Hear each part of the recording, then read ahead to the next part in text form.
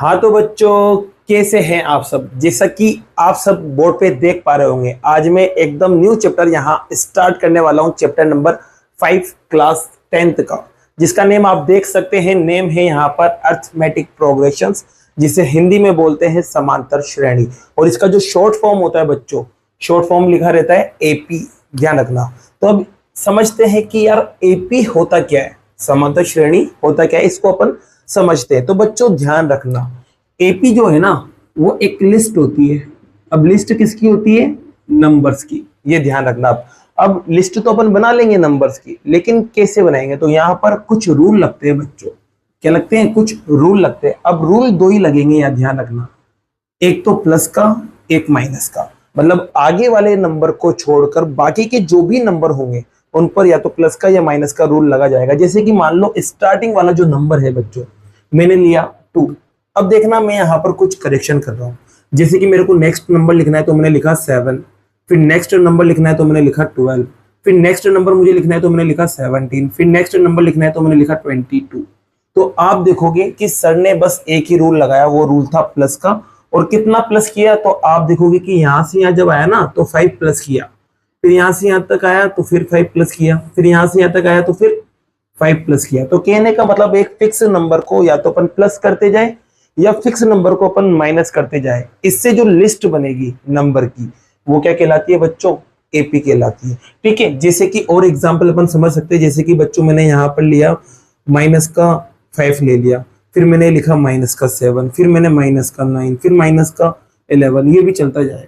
ठीक है, अब यहाँ पर आप देखोगे कि सर ये वाले नंबर को लिखने के बाद बाकी जो नंबर है ना उन सब में क्या हो रहा है? 2 कम हो रहा है। मतलब यहाँ -2 होता जा रहा है सभी के अंदर। ठीक है बच्चों, -2 होता जा रहा है। तो ये भी आपकी क्या है? एपी है।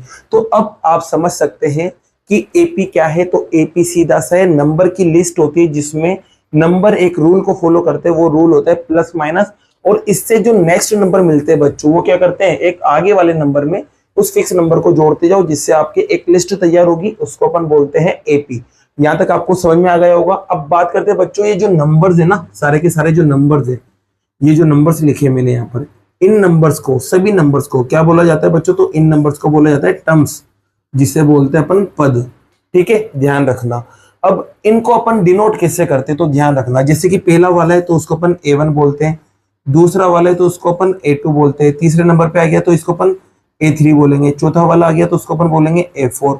ध्यान रखना बच्चों, मतलब पहला जो टर्म है उसे A1 बोला जाता है, जो दूसरा टर्म है मतलब पद उसको A2 बोला जाता है, तीसरे वाले को A3 बोला जाता है, चौथे वाले को A4। ऐसी आगे जो भी नंबर होंगे अपन इस अकॉर्डिंग नंबर देते जाएंगे, ये ध्यान रखना। अब यहाँ पर बच्चों कितनी बार A1 ना लिख के क्या लिखा जाता है? A लिखा जाता है, और बुक में आपके A ही दिखेगा। तो ध्यान रखना, दोनों साइन से इसको अपन डिनोट कर सकते हैं, A1 से भी और A से भी, लेकिन 99% बच्चों A बोला जाता है। तो आपको टर्म्स पता चल गया बच्चों। इसके अलावा बच्चों इनमें ये जो गैप आया, क्या आया बच्चों? ये गैप, सब में फिक्स गैप है। गैप आपको फिक्स दिख रहा होगा। इस गैप को बच्चों अपन बोलते हैं कॉमन डिफरेंस। क्या बोलते हैं बच्चों? Common difference. और हिंदी में बोलते हैं इसे सार्व अंतर। ठीक है, अब इसको रिप्रेजेंट किससे करते हैं? तो इसको रिप्रेजेंट किया जाता है बच्चों डी से। किससे? डी से, स्मॉल डी से। अब ये डी निकालने का भी एक फॉर्मूला होता है, इसको भी आपको ध्यान रखना है। डी निकालने का फॉर्मूला ये होता है बच्चों, डी निकालने के लिए आपको क्या करना है? जो दूसरा टर्म है, मतलब दूसरा जो पद है, उसमें से आपको पहले वाले को माइनस कर देना है। बस इतना सा करना है, आपको डी मिल जाएगा। जैसे कि देखो यहाँ पर आपको दिख रहा है कि 5 है इनका गैप। अब निकाले कैसे? तो निकालने के लिए दूसरा नंबर कौन है? 7, इसमें से माइनस कर दो फर्स्ट वाले नंबर को, तो आपको पता चल जाएगा बच्चों कि डी कितना था। तो डी था 5। तो आपको डी भी यहाँ पता चल चुका होगा।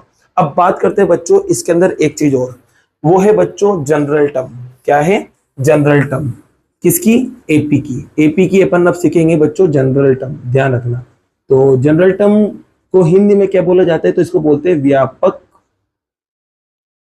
टर्म की जगह आप इसको फॉर्म लिख सकते हैं, जनरल फॉर्म लिखना है, मतलब व्यापक रूप लिखना है इसका। तो इसका जो बच्चों एपी का जो जनरल फॉर्म होता है ना, वो क्या होता है? वो होता है an बराबर a plus n-1 into D. ये ध्यान रखना, ये इसका स्टैंडर्ड फॉर्म होता है, मतलब जनरल फॉर्म होता है, व्यापक रूप होता है।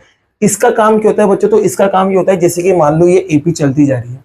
अब इसमें जैसे कि फर्स्ट नंबर पे 2 आ रहा है, सेकंड नंबर पे 7 आ रहा है, थर्ड नंबर पे आ रहा है, तो ऐसे आगे जाते जाते मैं कहूँ कि 18 नंबर पे कौन आएगा, तो फटाफट आप इस फॉर्मूले की मदद से निकाल सकते हो कि 18 नंबर पे कौन आने वाला है। अब बच्चों इसमें ध्यान रखना, ये जो an होता है ना, ये होता है आपके पास लास्ट टर्म, जिसे बोलते हैं अंतिम पद। ठीक है बच्चों, ये अंतिम पद होता है। बात करते हैं यहाँ पर एन की, तो एन का मतलब होता है यहाँ पर टोटल टर्म्स से। किससे? टोटल टर्म्स, मतलब कुल पद जो भी यहाँ पर होंगे वो आपके क्या होगा, एन होगा। जैसे कि मान लो इसके अंदर मैंने 5 नंबर लिख रखे और इसको अगर मैं रोक देता हूँ तो यहाँ पर टोटल नंबर कितने, टोटल टर्म कितने, तो 1 2 3 4 5, तो एन की वैल्यू हो जाएगी 5। और यहाँ पर लास्ट वाला जो नंबर है वो किसको रिप्रेजेंट करेगा, एन को, एन को, सॉरी, है ना। और ये जो चलता जा रहा है, तो अब मुझे पता नहीं है कि लास्ट वाला नंबर कौन सा है और इसमें कितने टर्म्स होंगे। ठीक है, तो उसमें आपको लिख के देगा कि इतनी टर्म्स है या लास्ट वाला नंबर ये है, ये ध्यान रखना। अब ए के बारे में आपको पता है, ए मैंने आपको बता ही दिया था, फर्स्ट टर्म ए होता है, मतलब प्रथम पद। और डी जो है बच्चों वो क्या होता है, यहाँ देख सकते हैं आप सारवंतर, जिसे बोलते हैं कॉमन डिफरेंस। तो इसकी मदद से कोई सा भी अपन नंबर निकाल सकते हैं। अब इसकी एक शॉर्ट फॉर्म भी है बच्चों, जैसे कि देखो मुझे मान लो 7 टर्म निकालना है, क्या निकालना है, 7 टर्म। तो एन की जगह क्या रख दूंगा बच्चों में, 7 रख दूंगा। जैसे 7 रखूंगा यहाँ, तो ए इज इट इज, एन की जगह 7 आ जाएगा। फिर बात करते हैं बच्चों ए इज इट इज, एन की जगह 7 रखोगे, 7 में से 1 माइनस करोगे तो 6 बचेगा और यहाँ डी आ जाएगा, तो 6D। जिसी बच्चों में बात करूं 9 वाली टर्म मुझे निकालना है, शॉर्ट फॉर्म बता रहा हूं मैं आपको, देखना 9 टर्म निकालना है, तो ए की जगह तो ए रहेगा, प्लस की जगह प्लस, एन की जगह क्या आ जाएगा, 9 टर्म निकालने के लिए एन की जगह 9 आ जाएगा बच्चों। जैसे 9 रखोगे तो 9 माइनस 1 करोगे तो 8 बचेगा, 8D से इंटू होगा तो क्या बनेगा, 8D। तो आप यहाँ पे कुछ समझ पा रहे होंगे, जैसे कि मान लो 7 टर्म आपको निकालना है, 7वां पद आपको निकालना है, तो आपको ए और डी तो एज इट इज दिख रहा है। अब यहाँ जो नंबर है ना उसका एक कम यहाँ लिखा गया है। ठीक है, जैसे 7 को निकालने के लिए a प्लस 6D गया, A9 को निकालने के लिए a प्लस 8D आया। अब इसी A15 को निकालने के लिए क्या करूंगा मैं, a प्लस 14D कर दूंगा। इससे क्या हो जाएगा, अपना काम बन जाएगा। तो ये शॉर्ट फॉर्म आपको याद रखना है, इससे बहुत काम आएगा आपके। अभी एक्सरसाइज स्टार्ट करेंगे तो मैं डायरेक्ट इसको ही लिखूंगा, आप कहोगे कहां से आया, तो ये इस फॉर्मूले की मदद से आया है। अब स्टार्ट करते हैं बच्चों अपन अपनी एक्सरसाइज 5.1 को। और 5.1 में जो बच्चों पहला क्वेश्चन वो ज्यादा इंपॉर्टेंट है नहीं, आपके एग्जाम में आज तक पूछा नहीं गया है, तो अपन स्टार्ट करते हैं क्वेश्चन नंबर 2 से। तो बच्चों यहाँ क्वेश्चन नंबर 2 आप देख रहे होंगे, इसमें आपको फर्स्ट टर्म मतलब पहला पद ए दे रखा है और कॉमन डिफरेंस मतलब सार्व अंतर डी आपको दे रखा है। ठीक है, अब क्या कहा है, तो क्वेश्चन की लैंग्वेज आप पढ़ोगे तो आपको कहा है कि इसकी नेक्स्ट 4 टर्म्स, अगले 4 पद आपको लिखना है। तो बच्चों सीधी सी बात है, पहला तो दे रखा है तो अपन को क्या लिखना है, एक तो दूसरा मतलब A2, एक तीसरा लिखना है मतलब A3, और एक चौथा लिखना है A4, और एक लिखना है A5। तो अपन को यहाँ पर जैसे पहले क्वेश्चन की बात करूं मैं यहाँ, तो मुझे एक तो A2 को निकालना है, एक A3 को निकालना है, एक A4 को निकालना है और एक A5 को निकालना है। तो बच्चों मैंने आपको शॉर्ट फॉर्म लिखाई थी अभी, जैसे कि A3 को लिखने के लिए क्या करेंगे, A प्लस डी में से डी को तो लिख देंगे और डी के पास जो नंबर है ना उसमें से यहाँ पर जो लिखा हुआ है एक कम करके यहाँ चिपका देंगे, तो ये 2 आ जाएगा। इसको लिखने के लिए क्या करेंगे, ए प्लस डी के साथ क्या करेंगे, यहाँ जो नंबर उसका एक कम यहाँ चिपका देंगे। ठीक है, 5 लिखने के लिए क्या करेंगे बच्चों, a प्लस 4D लिख देंगे। ठीक है, अब A2 लिखने के लिए क्या करेंगे, तो a प्लस 1D लिख देंगे। ओके, 1 दिखता नहीं है, ध्यान रखना आप। अब a की वैल्यू देख सकते हैं आप, a की वैल्यू आपको 10 मिली है बच्चों, और d की वैल्यू क्या मिली है, तो d की वैल्यू भी 10 है। दोनों को प्लस करेंगे बच्चों तो कितना आएगा, 20। ये आपको सेकंड टर्म मिल गया। बात करते हैं a की वैल्यू फिर से 10, 2 एज इट इज, d की जगह आप देख सकते हैं यहाँ पर क्या है, 10। अब आप देखोगे बच्चों तो 10 तो एज इट इज, लेकिन ये दोनों मल्टीप्लाई होंगे तो 20 में 10 प्लस होगा तो क्या बनेगा, 30। ये आपका एक और आंसर आ गया। बात करते हैं फोर्थ टर्म की, तो a की जगह 10, 3 एज इट इज, d की जगह भी 10, दोनों को मल्टीप्लाई करेंगे 30 में 10 प्लस करेंगे तो बच्चों क्या मिलेगा, 40। फिर A5 की बात करते हैं तो a की जगह 10, प्लस की जगह प्लस, 4 की जगह 4, d की जगह फिर से 10, दोनों मल्टीप्लाई होंगे तो 40 में इसको प्लस करेंगे तो बच्चों कितना आएगा, 50। तो आपके पास second, third, fourth, fifth term मिल गई, मतलब अगले 4 टर्म आपको मिल चुके और आपका सेकंड का फर्स्ट पार्ट कंप्लीट हुआ। बात करते हैं बच्चों क्वेश्चन नंबर सेकंड वाले की। तो सेकंड वाले में देखो यहाँ पर अपन क्या कर सकते हैं, तो सेकंड वाले क्वेश्चन में बच्चों आपको ए तो दे रखा है माइनस का 2, ठीक है, डी की जगह क्या आएगा, 0। अब 0 किसी में भी प्लस करो किसी में भी माइनस करो वही आएगा, तो यहाँ माइनस का 2 आ जाएगा। फिर बात करते हैं अगले वाले नंबर की, तीसरी टर्म की, तो ए की जगह तो माइनस का 2, प्लस का 2 एज इट इज, डी की जगह फिर से 0। 0 से कोई भी मल्टीप्लाई होता है ना तो 0 बन जाता है, तो ये 0 बन जाएगा, और 0 किसी में भी प्लस माइनस करो वही आ जाएगा, तो यहाँ पर भी माइनस का 2 आया। तो यहाँ पर भी देख सकते हैं -2 as it is, 3 as it is, D की जगह 0, वापस से क्या बनेगा -2। और यहाँ पर भी बच्चों देखोगे सोल्व करने पर तो क्या बनेगा -2 ही बनेगा जब वैल्यू रखोगे। तो आपका क्वेश्चन नंबर सेकंड भी आप कंप्लीट कर सकते हैं। क्वेश्चन नंबर थर्ड जो है बच्चों उसको भी देख लीजिए यहाँ पर। तो क्वेश्चन नंबर थर्ड में आपके पास देखो यहाँ पर क्या है, तो क्वेश्चन नंबर थर्ड में आपको ए दे रखा है 4, तो यहाँ रख दो 4, प्लस की जगह प्लस, डी की जगह क्या दे रखा है माइनस, तो ये लो -3। अब दो साइन एक साथ आ गए ना, तो ब्रैकेट लगा दिया बच्चों मैंने। अगर यहाँ पर कोई और नंबर होता तो मैं ब्रैकेट नहीं लगाता, जिससे कि देखो यहाँ पर ए की जगह 4, प्लस की जगह प्लस, अब 2 आ गया ना, तो अब ब्रैकेट की जरूरत नहीं है, डायरेक्ट मल्टीप्लाई, डी की जगह वैल्यू रख दो कितना -3। लेकिन यार दो साइन एक साथ आ गए तो ब्रैकेट लगाया मैंने। अब आप देखोगे बच्चों कि यार ये प्लस माइनस टकरा के माइनस हो जाएगा, क्यों जाएगा माइनस, तो 4 -3 बनेगा, 4 -3 का मतलब क्या होता है 1। यहाँ बात करते हैं तो 4 एज इट इज, 2 को 3 से मल्टीप्लाई करेंगे 6, प्लस माइनस टकराएंगे तो फिर से माइनस बनेगा। इसकी तरह मल्टीप्लाई में ध्यान रखना, प्लस माइनस टकराएंगे माइनस बन जाता है, तो यहाँ रिजल्ट क्या बनेगा बच्चों -2। यहाँ बात करते हैं तो ए की जगह 4, प्लस की जगह प्लस, 3 की जगह 3, डी की जगह फिर से -3, मल्टीप्लाई करेंगे तो -9, तो ये 4 -9, और अलग अलग साइन है तो माइनस करेंगे, माइनस करने पर आपके पास बचेगा -5। फिर बात करते हैं बच्चों यहाँ पर, तो ए की जगह 4, प्लस की जगह प्लस, 4 की जगह 4, डी की जगह फिर से -3।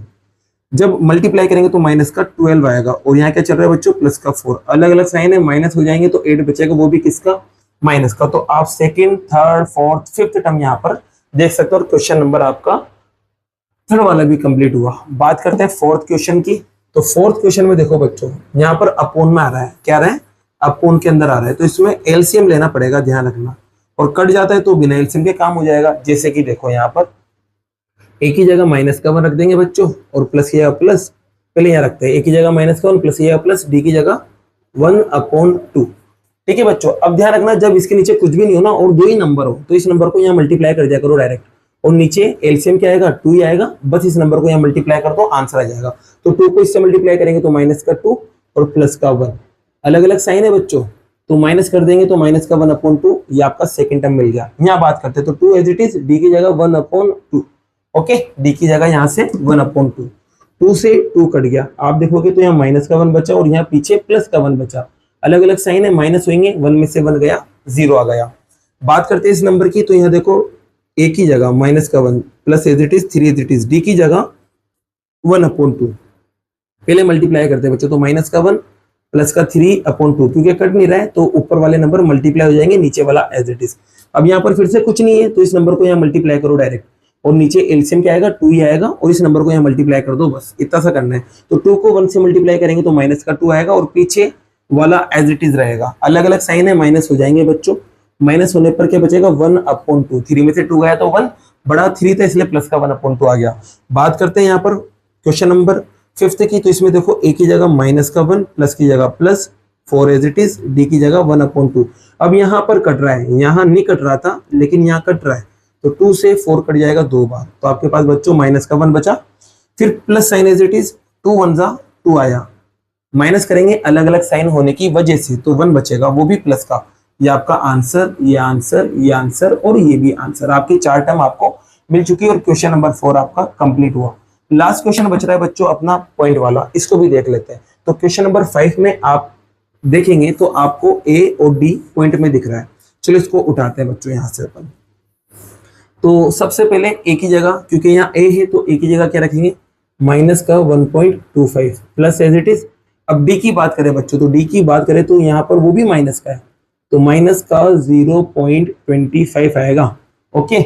अब आप देखोगे कि यार ये दोनों माइनस माइनस प्लस माइनस टकराएंगे तो माइनस हो जाएंगे, अब ये भी माइनस का रहेगा, ये भी माइनस का रहेगा, तो दोनों सेम साइन है तो जुड़ जाएंगे बच्चों। अब जोड़ना आपको आना चाहिए, जोड़ते कैसे, पॉइंट के नीचे पॉइंट लगा दो, पॉइंट वालों को जोड़ने का तरीका बता रहा हूं मैं, पॉइंट के नीचे पॉइंट लगा दो, पॉइंट के इधर क्या चल रहा है 1, इसमें पॉइंट के इधर क्या चल रहा है 0, अब इसमें पॉइंट के इधर क्या है, तो इधर है 2 और 5, और इसमें पॉइंट के इधर क्या है, तो इधर भी 2 और 5 है, इन्हें बस प्लस कर लो, तो 5 और 5 10, ऊपर गया 1, फिर 5 और ये 1.50 आया, क्या आया बच्चों 1.50। अब दोनों माइनस के जुड़े तो साइन भी क्या आएगा माइनस का, अगर प्लस वाले जुड़ेंगे तो प्लस का। अब बात करते हैं इसकी, तो ए की जगह वापस से माइनस का 1.25 plus as it is 2 as it is into D, D की जगह क्या रखोगे माइनस का 0.25, ठीक है बच्चों। अब यहाँ देखना, पहले मल्टीप्लाई करेंगे तो मल्टीप्लाई करने पर 0.50 बनेगा, है क्या बनेगा 0.50 और 0.50 भी किसका, माइनस का, और माइनस वाले इसके अंदर जुड़ जाएगा। तो इस बार अपन को 0.50 जोड़ना है बच्चों, तो जोड़ो देखो यहाँ पर। तो आपके पास आएगा 5, इसके बाद 7, फिर पॉइंट एज इट इज, इसके बाद 1, तो 1.75 आया बच्चों। वो भी किसका, क्योंकि ये भी माइनस का ये भी माइनस का, तो पूरा किसका मिलेगा, माइनस का मिलेगा। फिर बात करते हैं एक ही जगह माइनस का 1.25 plus as it is 3 as it is, D आ गया। डी की जगह वापस से क्या रखेंगे, वहां से देखो, वहां से रखेंगे अपन माइनस का 0.25। अब इनको मल्टीप्लाई करेंगे ना बच्चों, तो 3 को 25 से मल्टीप्लाई करने पर 75 आता है, वो भी 0.75 माइनस का, क्योंकि प्लस माइनस माइनस, तो यहाँ पर 0.75 आया, और इधर माइनस का 1.25, दोनों प्लस हो जाएंगे। तो बच्चों 0.75 को अपन को प्लस करना है, तो प्लस करते हैं, तो 10 ऊपर गया 1, फिर उसके बाद बच्चों प्लस करेंगे तो फिर से 10 ऊपर गया 1, तो 2.00 आया। क्या मिला, 2.00। अब दोनों माइनस के थे तो ये भी माइनस का आ जाएगा। अब बात करते हैं इस नंबर की, तो ए की जगह फिर से माइनस का 1.25, 4 एज इट इज। डी की जगह देखो बच्चों, तो डी की जगह आपको दिखेगा माइनस का 0.25। अब इनको मल्टीप्लाई करेंगे ना बेटा 25 को, तो 100 मिलेगा, और 0.2 के बाद लगा देंगे, तो ये लो 100.2 के बाद लगा देंगे। अब इसको इसमें क्या करेंगे, प्लस करेंगे, क्योंकि ये भी माइनस का ये भी माइनस का, मल्टीप्लाई होने पर माइनस बनेगा, तो प्लस करने पर बच्चों आपको मिलेगा 2.25। क्या मिलेगा, 2.25। दोनों माइनस के, इसलिए ये भी किसका आएगा, माइनस का। और क्वेश्चन नंबर सेकंड का 5th पार्ट आपका कंप्लीट हुआ। नेक्स्ट क्वेश्चन लेते हैं बच्चों।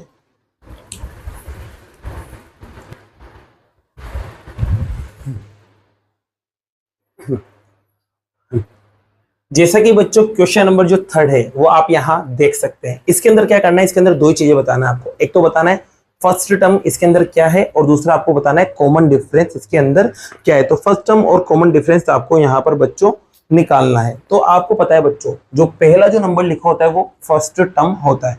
तो अपन पहले क्वेश्चन की बात करें तो इसमें फर्स्ट टर्म मतलब ए की बात करें तो ए क्या है, 3 है, ये आपका आंसर है। अब निकालना है डी, तो डी निकालने का मैंने आपको फॉर्मूला बताया था। क्या करते हैं, दूसरे वाले में से पहले वाले को माइनस कर लो बच्चों।